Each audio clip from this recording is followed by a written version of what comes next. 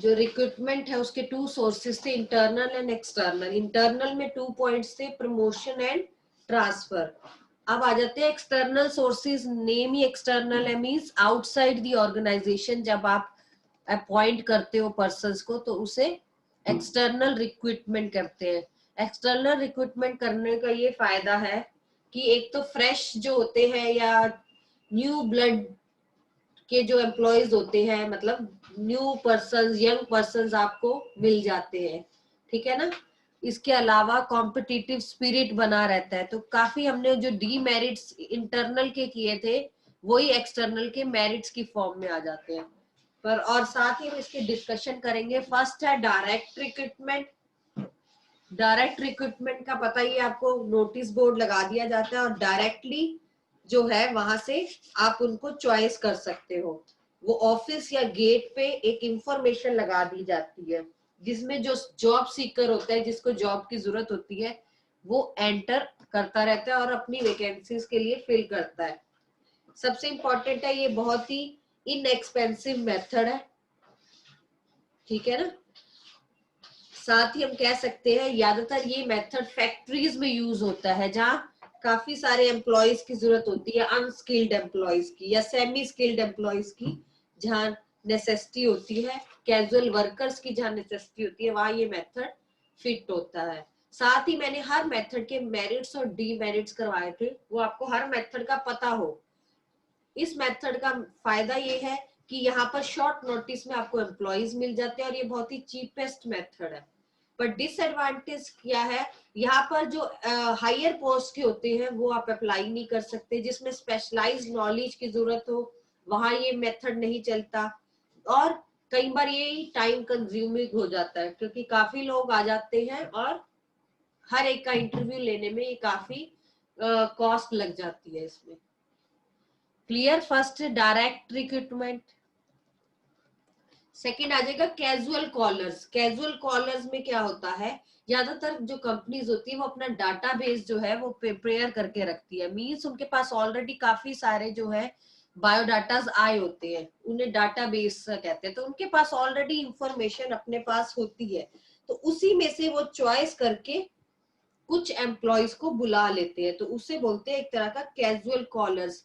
ये जब whenever जब ऑर्गेनाइजेशन में वैकेंसीज होती है तो वहां से वो उनमें से जो है बुला लेते हैं। और ये मेथड ज्यादातर कहाँ की वैकेंसीज को फिल करता है, लोअर लेवल की। फिर अगर इसके एडवांटेजेस की बात करें तो ये बहुत ही इजी मेथड है, इनएक्सपेंसिव मेथड है और बड़ी इजीली आप लोगों को फाइंड आउट कर सकते हो।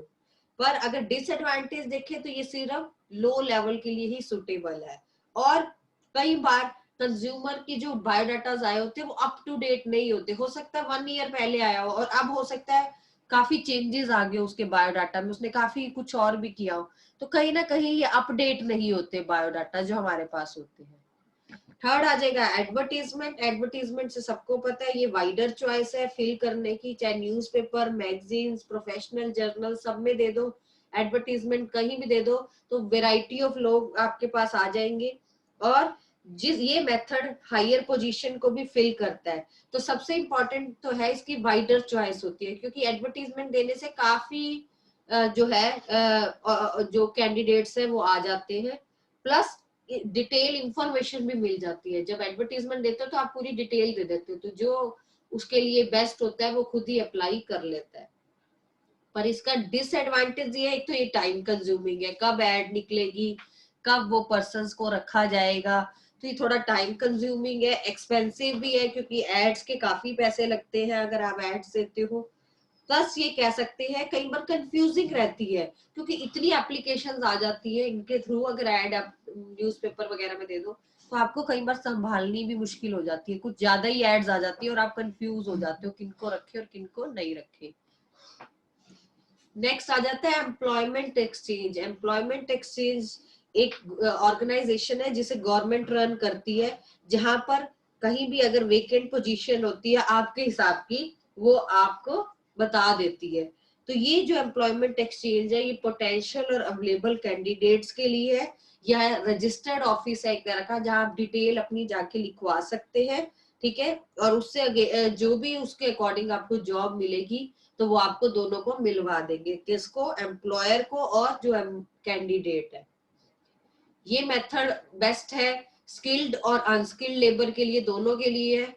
प्लस ये चीपर मेथड पड़ता है क्योंकि कुछ खास वो चार्ज नहीं करते। प्लस हम कह सकते हैं ये गुड सोर्स ऑफ रिक्रूटमेंट है क्योंकि यहाँ सबको जॉब मिल जाती है, चाहे वो स्किल्ड है चाहे वो अनस्किल्ड है। पर अगर हम डिसएडवांटेज की बात करें तो हायर पोजीशन को फिल करने के लिए ये वाला मेथड बिल्कुल भी सही नहीं है। प्लस हो सकता है हम मैंने 2 साल पहले लिखवाया था, अब जॉब मिल रही है, अब वही बात आ गई, अपडेट करना बहुत जरूरी है। तो डे टू डे अब मैं कह दूं कि इसने ये कर रखा है, आपको जॉब इसमें मिल जाए, वो कहेगा नहीं मैंने तो बहुत कुछ और भी कर लिया इस टाइम पे। तो कहीं ना कहीं अपडेट नहीं रहता वो इंफॉर्मेशन जो है ना, वो डाटाबेस जो है, तो ये इसमें बड़ी प्रॉब्लम आती है। फिफ्थ आ जाएगा placement agencies and management consultants. ये प्लेसमेंट एजेंसीज बनी होती है, ये प्रोफेशनल एजेंसीज होती है जहाँ सारी डिटेल्स जो होती है कैंडिडेट्स की विद देयर प्रोफाइल उनके पास फिल होती है। और ये एजेंसीज जो है ये लार्ज नंबर ऑफ जो एम्प्लॉयज होते हैं उनका डाटाबेस रखते हैं, और जब भी उनको उनके जो भी उनके आगे क्लाइंट्स बने होते हैं, अगर उनको जब भी जरूरत होती है एम्प्लॉयज की तो वो यहाँ से आके ले लेते हैं। तो ये एक अच्छा मेथड है। प्लस हम कह सकते हैं ये जो एजेंसीज है ये फीस चार्ज करती है इन सारे वर्क के लिए और प्रॉपर स्क्रीनिंग करती है, ठीक है ना। प्लस हम मैनेजमेंट जो कंसल्टेंट्स होते हैं वो टेक्निकली मैनेजरियल या प्रोफेशनल लेवल की जो भी जॉब्स होती है, खासकर टॉप और मिडिल लेवल की, उनके लिए करते हैं। इनका क्या होता है, ये राइट डाटा उनको प्रोवाइड करवाते हैं और कह सकते हैं हंटर्स की तरह काम करते हैं, मतलब जिन जिनको हम ढूंढ रहे हैं वो सारे यहाँ मिल जाए। तो ये जो दोनों ही है, चाहे प्लेसमेंट एजेंसीज हैं चाहे मैनेजमेंट कंसल्टेंट्स हैं, इन दोनों को हम कह सकते हैं इन दोनों को फीस पे करनी पड़ती है। और जब आप उस फीस की वो प्रोवाइड करवाते हो तो वो आपको सर्विसेज भी प्रोवाइड करवाते हैं उस हिसाब से। इसका एडवांटेज क्या है, टाइम सेव हो जाता है क्योंकि यहाँ बेस्ट मिल जाती है जॉब। प्लस हम कह सकते हैं ये एफिशिएंट मेथड है, और यहाँ पर अच्छे मैनेजर्स अगर आपने ढूंढने और इस कॉम्पिटिटिव वर्ल्ड में अच्छे लोग ढूंढने तो मिल जाते हैं। पर डिसएडवांटेज क्या है, ये बहुत ही एक्सपेंसिव पड़ता है क्योंकि फीस बहुत हाई होती है।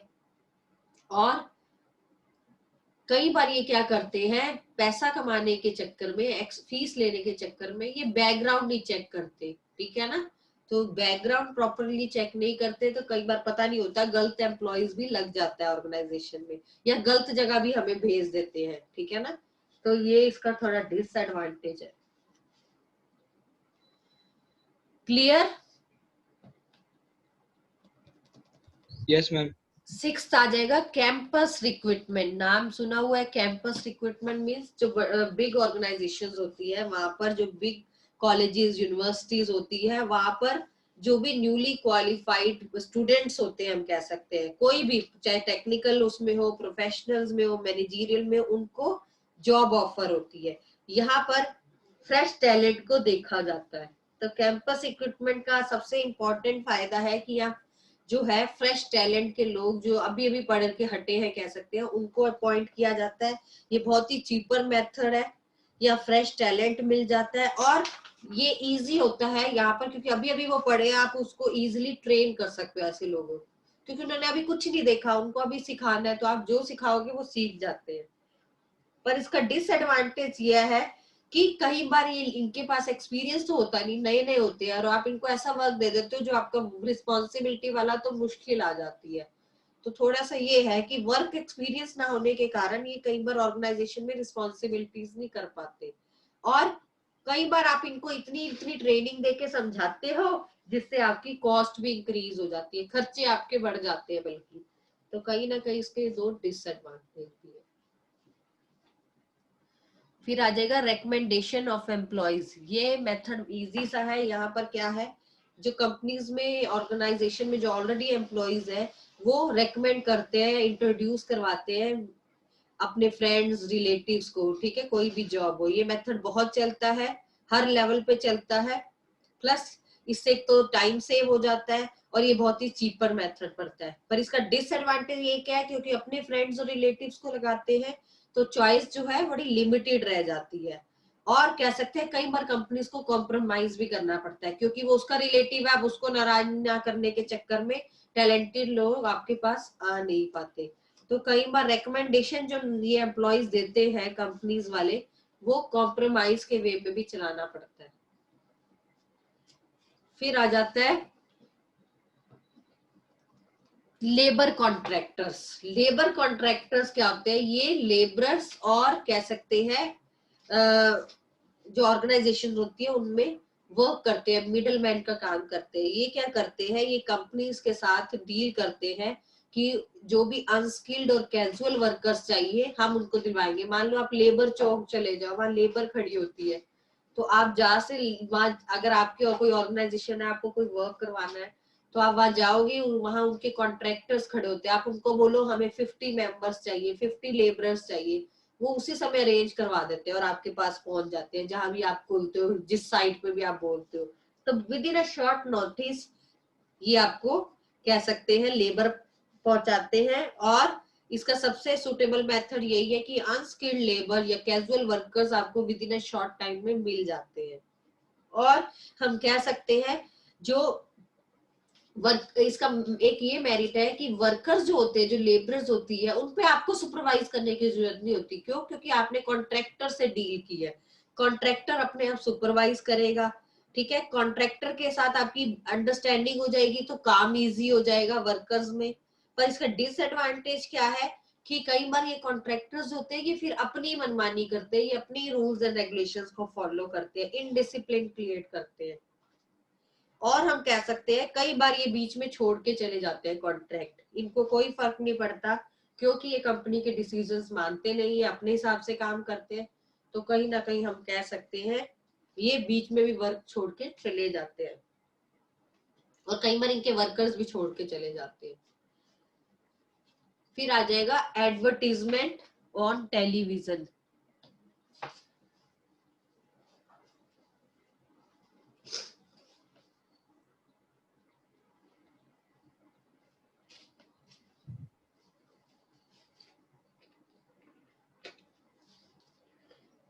कंपनीज जो है ज्यादातर इलेक्ट्रॉनिक मीडिया यूज करती है, जैसे टेलीविजन हो गया, ताकि वो पब्लिश कर सके कि कितनी वेकेंट पोजीशन है। आपने देखा होगा लोकल टीवी पे एड्स आ रही होती है नीचे, ठीक है ना, जहाँ जॉब क्वालिफिकेशन क्वालिटीज बताई जाती है जॉब की, और कंपनी का प्रोफाइल बताया जाता है।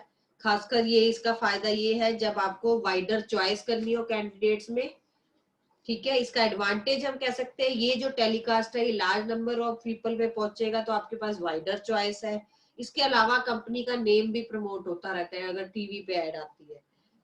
डिसएडवांटेज ये है कि बहुत ही एक्सपेंसिव मेथड है और ये बहुत सा टाइम ले लेती है, it takes lot of time to for screening. अब मान लो चले आ रहे हैं लाखों के एम्प्लॉयज चले आ रहे हैं जॉब के लिए, जॉब इतनी है नहीं, तो कहीं ना कहीं सबका इंटरव्यू लेना, स्क्रीनिंग करना, ये बहुत ही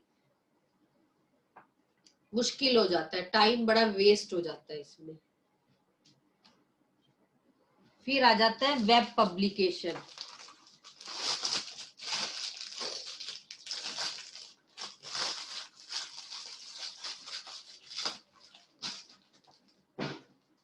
वेब पब्लिकेशंस में हम कह सकते हैं इंटरनेट की बात कर रहे हैं। आजकल ये बहुत कॉमन है, इंटरनेट के थ्रू आपको रिक्रूटमेंट की जाती है। कई वेबसाइट्स बनी हुई है जैसे naukri.com, हमने पहले भी ये नेम्स पढ़े थे, यहाँ जॉब्स मिलती है। monster.com है, careerbuilding.com है, ये स्पेशली डिजाइंड होती है to provide information about job seeker और जॉब प्रोवाइडर, मतलब दोनों के लिए होती है एक तरह की, जिनको नई नई जॉब्स की वो है, ठीक है, जरूरत है। प्लस हम कह सकते हैं जो भी प्रोस्पेक्टिव कैंडिडेट्स होते हैं, एम्प्लॉयज होते हैं, जिनको अच्छी जॉब्स की जरूरत है, तो वो यहाँ पर जाके अपना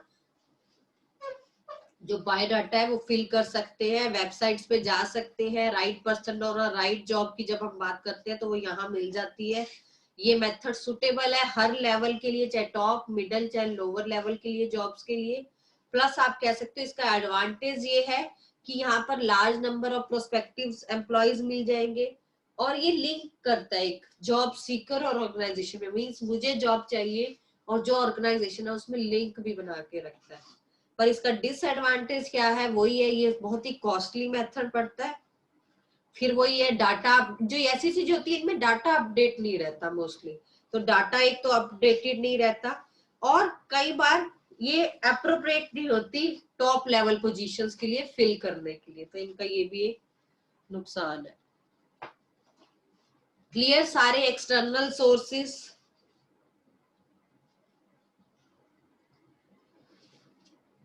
यस, यस मैम। कोई डाउट? Yes, ma'am. पूछ लीजिए। आपको पता चली गया होगा फर्स्ट पेपर हमारा ही है, ठीक है, बिजनेस स्टडीज का है, तो अपनी प्रिपरेशन साथ साथ रखें। मैम हाँ जी, एक बारी में मार्किंग स्कीम तो बता दो, जैसे कि मतलब इतने क्वेश्चन इतने मार्क्स के आएंगे, इतने क्वेश्चंस ऐसे। हाँ बता देती हूँ, मैंने पहले ही बताई है। आपके 30 क्वेश्चंस आएंगे, जो ऑब्जेक्टिव वाला क्वेश्चन पेपर नहीं आएगा। नहीं वो नहीं, हाँ, हर चैप्टर में से कह रहे हो? नहीं सब्जेक्टिव में जैसे कि 25 मार्क्स हैं, वो डिस्ट्रीब्यूट कैसे करे हुए हैं, डिस्ट्रीब्यूट मतलब 3 4 5 ऐसे। हाँ, आपके आएंगे 3 मार्क्स के क्वेश्चंस होंगे। आपके 3 मार्क्स के कह लो, आपके टोटल बन जाएंगे 2 क्वेश्चंस, 3 2 का 6 मार्क्स हो गए।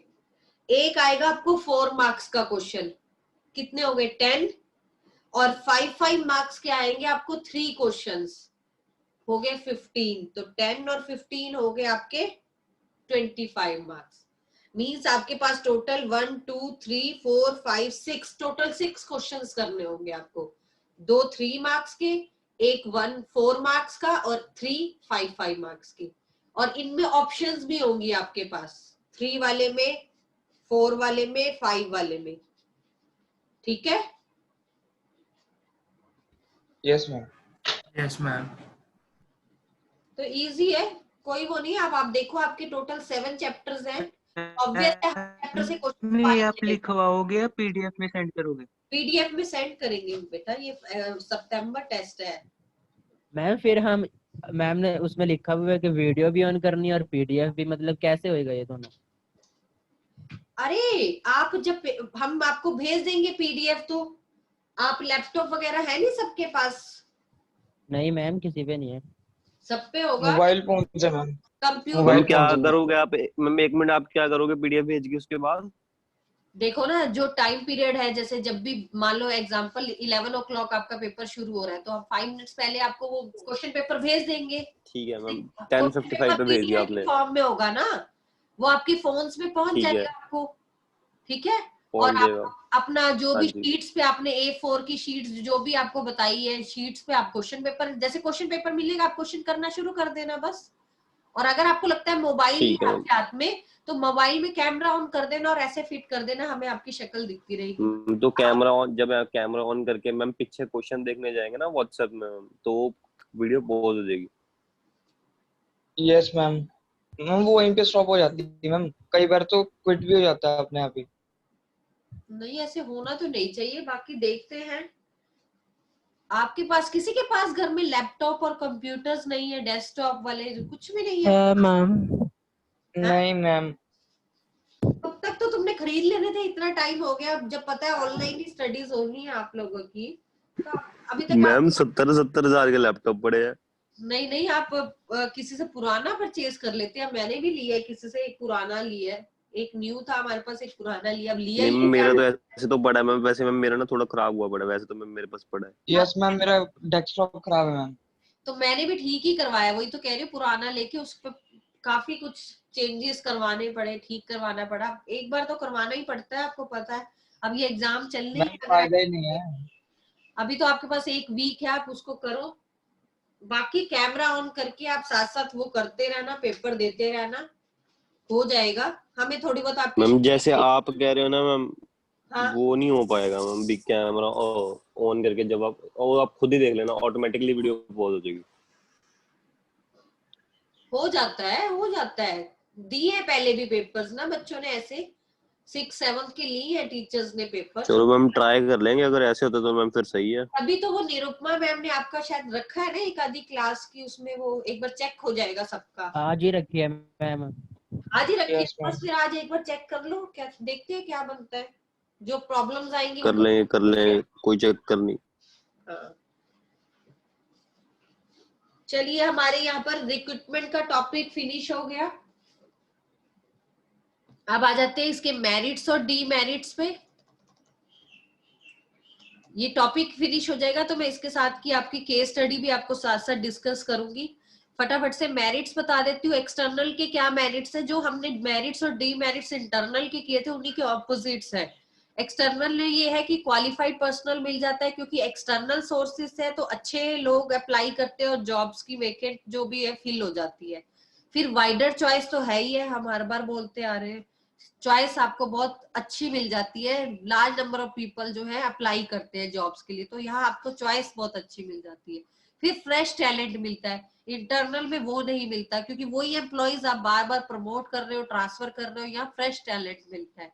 और कॉम्पिटिटिव स्पिरिट रहता है, हर ऑर्गेनाइजेशन में कॉम्पिटिटिव स्पिरिट होना चाहिए, तभी लोग वर्क कर पाते हैं, तभी एक कंपटीशन लेवल होता है, तभी वो ऑर्गेनाइजेशन के जो टारगेट्स है उसको अचीव कर पाते हैं। पर लिमिटेशन क्या है, डिससेटिस्फेक्शन रहती है, क्योंकि उनको पता है यहाँ नए भी आ सकते हैं, तो कभी ना कभी उनका चांस होता है वो निकाले जा सकते हैं, तो कहीं ना कहीं डिससेटिस्फेक्शन रहती है।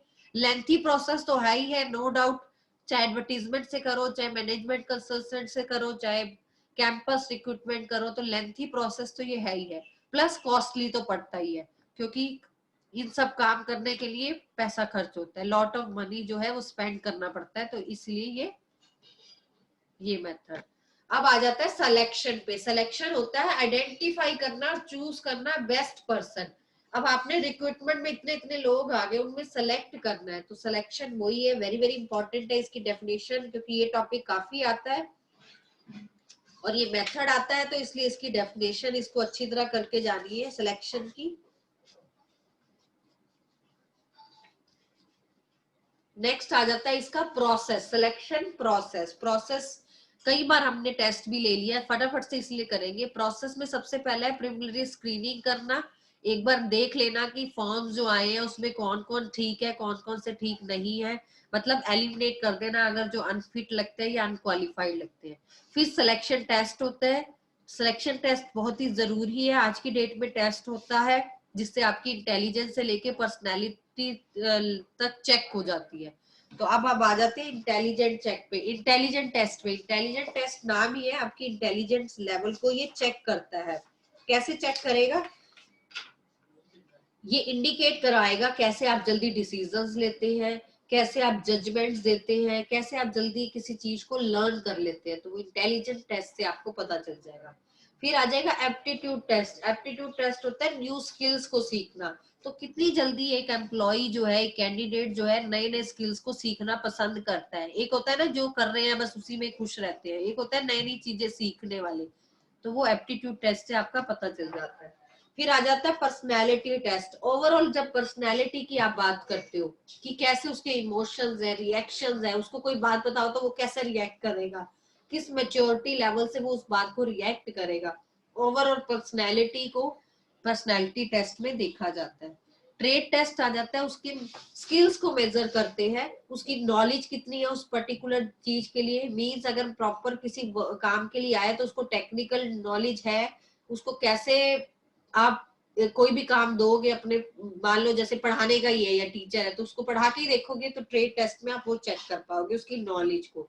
इंटरेस्ट टेस्ट में है उसका पैटर्न ऑफ इंटरेस्ट क्या है, उसका एरिया ऑफ इन्वॉल्वमेंट क्या है, मीन्स वो कितना इंटरेस्ट ले रहा है इस काम में। कई होते हैं ना कि बुझे बुझे से बस करवा लो जल्दी, एक होता है बड़ा इंटरेस्ट से काम लेके करना, तो कितना इंटरेस्ट लेता है हर काम में, तो वो आप ये सारे टेस्ट के थ्रू चेक कर सकते हैं।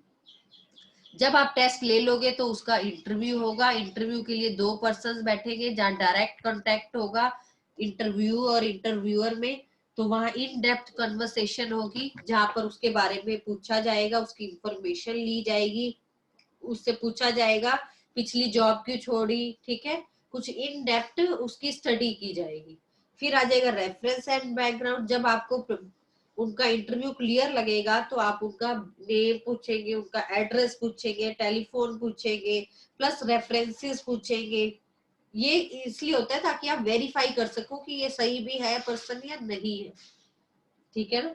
फिर आ जाता है सिलेक्शन डिसीजन। जो फाइनल डिसीजन होता है वो टेस्ट इंटरव्यू के बेसिस पे होता है, और जब आप सारा देख लेते हो फिर आप उस पर्सन को सिलेक्ट कर लेते हो। सिलेक्ट करने के बाद एक बार मेडिकल एग्जामिनेशन जरूर होता है, क्योंकि कुछ जॉब्स होती है जब फिटनेस की जरूरत होती है, ठीक है। आजकल तो हर जगह ये हो गया है, मेडिकल टेस्ट पहले करवाते हैं कि कोई इसको प्रॉब्लम तो नहीं है, तो मेडिकल एग्जामिनेशन करवाने से इंश्योर हो जाता है कि ही इज मेडिकली फिट। फिर जॉब की ऑफर दी जाती है। जॉब ऑफर एक टाइप ऑफ अपॉइंटमेंट लेटर होती है, वो अलग बात है कि वो रिसीव करेगा, उसको एक्सेप्ट करेगा या नहीं करेगा। इसमें सारी डिटेल्स होती है जॉब के बारे में, ज्वाइनिंग लेटर के बारे में, ज्वाइनिंग डेट के बारे में। और लास्ट आ जाता है contract of employment. Contract of employment की बात करें तो एक लीगल डॉक्यूमेंट है जिसमें साइन होंगी, ठीक है, किसके, जो आप कैंडिडेट आया है उसके साइन हो गए। अगर उसको लगता है वो हर सारी टर्म्स एंड कंडीशन से वेरीफाई करता है, कौन सी टर्म्स एंड कंडीशंस में सब कुछ लिखा होगा, अपॉइंटमेंट कब हो रही है, वर्किंग आवर्स कितने होंगे, नंबर ऑफ लीव्स कितनी ले सकता है, कोई सजेशंस देनी हो, कोई कंप्लेंट्स करनी हो तो वो कैसे कर पाएगा, टर्मिनेशन के बारे में अगर वो छोड़ना चाहता है, कंपनी के रूल्स एंड रेगुलेशंस क्या है, वो सारा कुछ उसमें होगा। अगर वो सब उसको ठीक लगेगा तो वो उस डॉक्यूमेंट को साइन कर लेगा और वो सिलेक्ट हो जाएगा। सिलेक्शन होने के बाद कह सकते हैं हम, ये सारा पैटर्न वही दिया हुआ है, हम उसकी ट्रेनिंग करेंगे। ट्रेनिंग बहुत इंपॉर्टेंट है। ट्रेनिंग एक प्रोसेस है जहां उनकी जो स्किल्स है, उनके जो एप्टीट्यूड्स है, जो उनकी एबिलिटीज है, उनको इम्प्रूव किया जाता है। और ट्रेनिंग हमेशा याद रखनी है एक स्पेसिफिक जॉब के लिए होती है।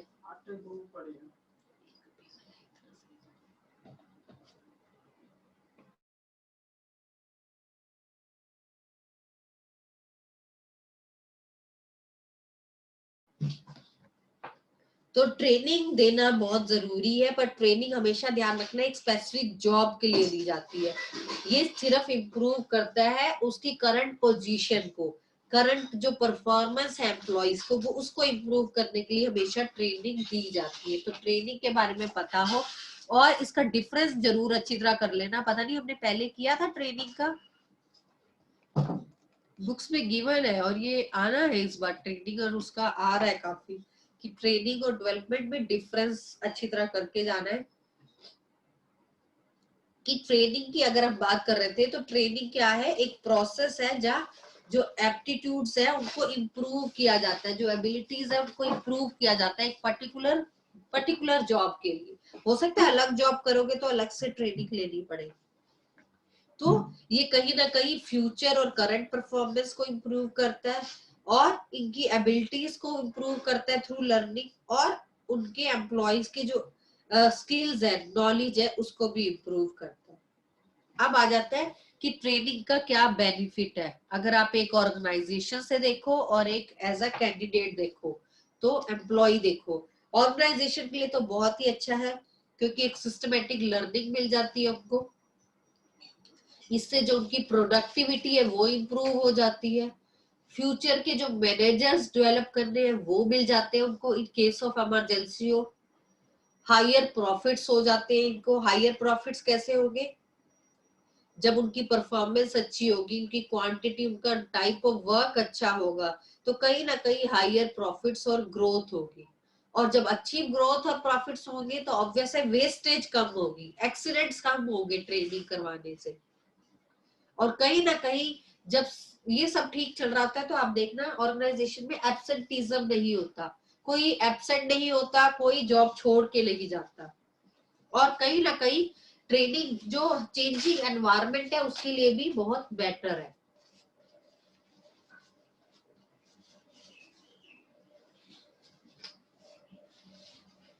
क्लियर।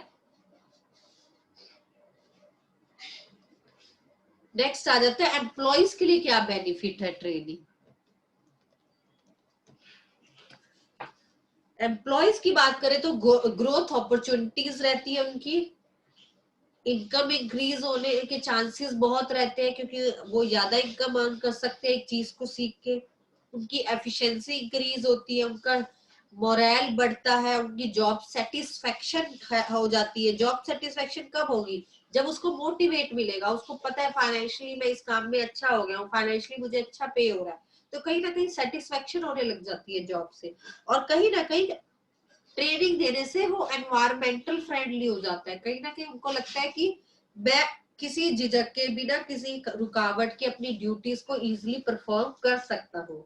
तो कहीं ना कहीं आप कह सकते हो जो नए एम्प्लॉयज आते हैं उनके लिए तो बहुत जरूरी है ट्रेनिंग देना, ठीक है ना। आपने देखा होगा ओल्ड एम्प्लॉयज को कम दी जाती है, जो न्यू आते हैं उनको ज्यादातर ट्रेनिंग दी जाती है। तो ये आज का हमारा टॉपिक था ट्रेनिंग तक। नेक्स्ट टॉपिक हम आगे कंटिन्यू करेंगे। अब इसमें क्वेश्चंस का जवाब दीजिए। Which source of requirement is needed to bring new blood in the organisation? कौन सा source of external source of recruitment, external source of recruitment. बिल्कुल करेक्ट है।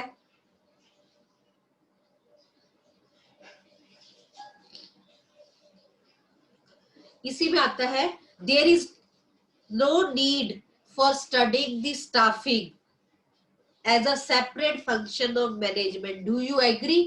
वो कहते हैं स्टाफिंग को अलग से फंक्शन बनाने की क्या जरूरत थी मैनेजमेंट की? क्या ये ठीक है, जरूरी था? तुम एग्री करते हो कि स्टाफिंग का अलग से फंक्शन की जरूरत नहीं थी? आपने अभी तक सारे पढ़ लिए, प्लानिंग, ऑर्गेनाइजिंग, स्टाफिंग। क्या स्टाफिंग जरूरी है मैनेजमेंट में? Yes ma'am. तो यहाँ क्या बताओगे? इस लाइन को पूछने का मतलब है आप इम्पोर्टेंस बताओ स्टाफिंग की। समझ रहे हो कि हाँ स्टाफिंग की क्या क्या इम्पोर्टेंस है एक ऑर्गेनाइजेशन में? स्टाफ ही तो सब कुछ होता है, ठीक है ना। मशीन अपने आप क्या करेंगी जब तक स्टाफ ही नहीं होगा, ठीक है ना। तो यहाँ इम्पोर्टेंस बतानी है, इसका मतलब स्टाफिंग की।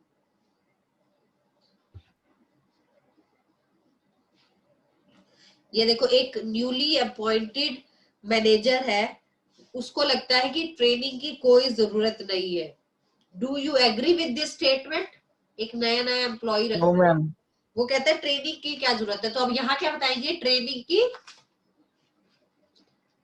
Benefits and requirements. बेनिफिट्स। हाँ बेनिफिट्स या इम्पोर्टेंस की नहीं, उसको बताना पड़ेगा ट्रेनिंग बहुत जरूरी है, ट्रेनिंग की फिर हम उसकी वो बताएंगे।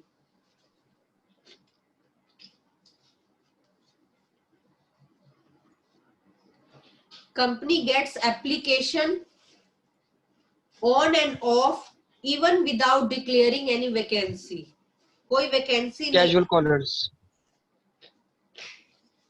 हाँ तो आप इसमें कह सकते हो जब भी वैकेंसी अराइज होगी हम उन एप्लीकेंट्स को बुला लेंगे, तो वो होते हैं कैजुअल कॉलर्स, ठीक है ना। जब भी आपके पास पड़ा होगा बायोडाटा आप उसमें से लेके उसको बुला लोगे।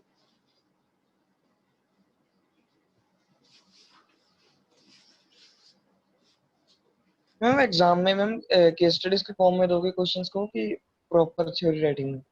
मिक्स एंड मैच होंगे, लिमिटेड से है तो मोस्टली केस स्टडीज की कोशिश करेंगे। ओके। तो सारे आपने ना ये टेस्ट वगैरह भी है जो, उनको भी अच्छी तरह स्टडी करके जाना है। जैसे एक एग्जांपल है मिस्टर मूर्ति, एक एचआर मैनेजमेंट मैनेजर है एक हॉस्पिटल। हॉलीडेज कब से है? हाँ मैम हॉलीडेज कब से है मैम वो प्रिपेयर करने के लिए एग्जाम्स के लिए? क्लियर नहीं आ रही आपकी वॉइस, क्या पूछ रहे हो? मैम वो कह रहा है हॉलीडेज कब से हैं प्रिपरेशन के लिए, जैसे अगर 26 का एग्जाम है उससे एक दो दिन पहले ऑफ मिलेगा? अभी हॉलीडेज का तो कुछ नहीं पता, आप अपनी प्रिपरेशन रखो। आप एग्जाम्स के बीच में भी मैम कोई हॉलीडे नहीं है? हाँ हॉलीडे ही है एग्जाम के बीच में। एग्जाम के बीच में वही तो मेरे ख्याल तो कोई क्लासेस नहीं लगेगी। अगर किसी टीचर को लगेगा, जैसे मान लो लगता है कि एक आधा दिन ले लिए, 1 घंटा लेना चाहते हैं, हम कुछ बताना चाहते हैं, तो हो सकता है वो ले ले, वैसे ऑफ होगा। Okay ma'am.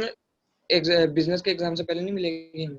बिजनेस के एग्जाम तो पहला ही है, तो